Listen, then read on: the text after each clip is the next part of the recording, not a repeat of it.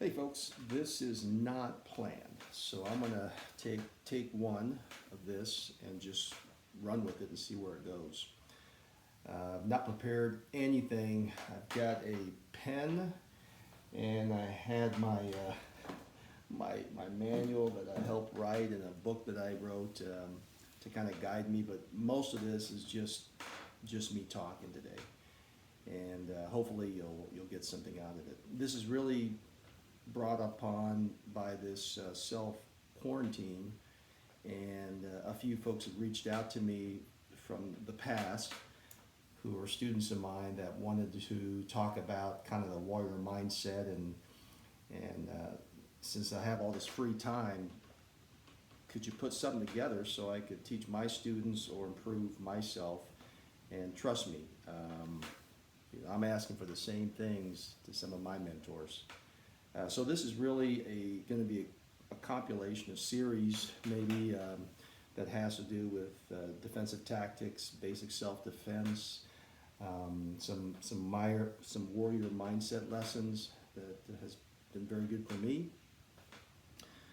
The other thing is some of you may recognize me as maybe a pilot, maybe a baseball, basketball coach in high school, as a self-defense consultant or a security consultant in the past. I've taught MMA and I'm an ex-military officer. Just recently, I conducted a seminar on active shooters.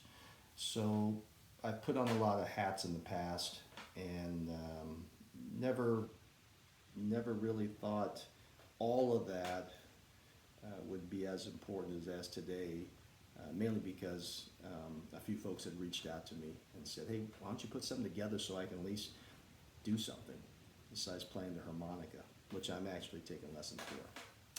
Anyhow, this lesson is a very basic one, just kind of an intro, but it's also one that may set the stage for the rest of them. All of these lessons are not going to take more than about 5 minutes. It'll be short and sweet, and we'll have some fun. I remember this when I was conducting a lot of seminars in the past. I would start out with this quote by Colonel George Day, and I remember I'm paraphrasing a little bit, but he was a POW, and he said, "When the alternative is death, injury has its appeal." And I start all of my seminars with that, all of my lessons with that, because things are just bigger than you usually, and when we break it down, we're very lucky, whether we live in a first world country or not. If you've got shelter, food, and the necessities, toilet paper, we're lucky. And so I look at Colonel George Day in a very, very austere situation, surviving, and boy, he would have traded places with me right now, just doing the video. Anyhow, let's talk first of all the difference between, I think, just self-defense, defensive tactics, I like to call it, versus maybe the most violent, at least the perception is the most violent sport out there, MMA or UFC type cage fighting. And a lot of you probably have seen it. Some of you probably enjoy it a lot. And some of you can't stand it. And so I'm just going to take that view. I refed in that, so I kind of understand it. I've taught in the MMA world, so I understand the fighters in that world.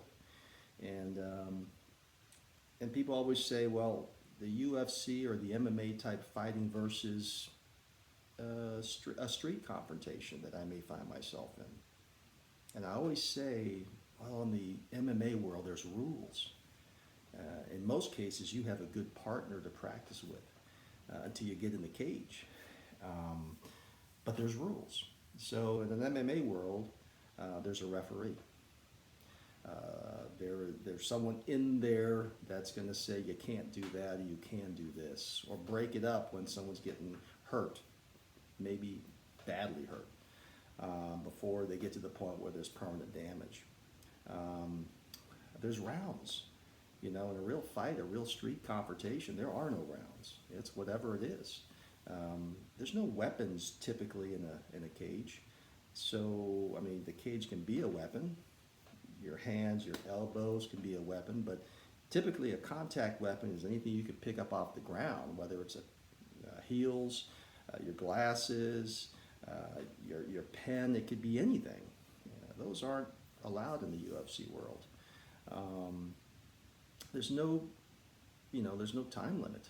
So when I would teach self-defense or defensive tactics to maybe operators that are more advanced, whether they're law enforcement or military, I would always say if you had cardio to last 90 seconds, you're going to beat that person because they're going to be winded. So most of us, including me, if you put me on the ground for 90 seconds and toss and turn and roll around, I'm done in 90 seconds. So if I can last the 90 seconds, that's cardio. You're probably going to do okay. It becomes an aerobic exercise. It starts anaerobic and then it becomes aerobic. And if you can't last 90 seconds, I'm going to take you down. The other difference, I think, also is the target areas are different. So in MMA, you can't kick someone when they're on the ground or when they're on the mat. Their knees are on the mat. In the real world, all the soft tissue areas, the throat, the eyes, everywhere, it's legal, for you to get up, survive, and get away from that attacker. So the target areas are completely different. The other thing is you bring the fighters out, and the bell rings, and you start. In the real world, it's an ambush situation in most cases. So those things change. So that's just the intro.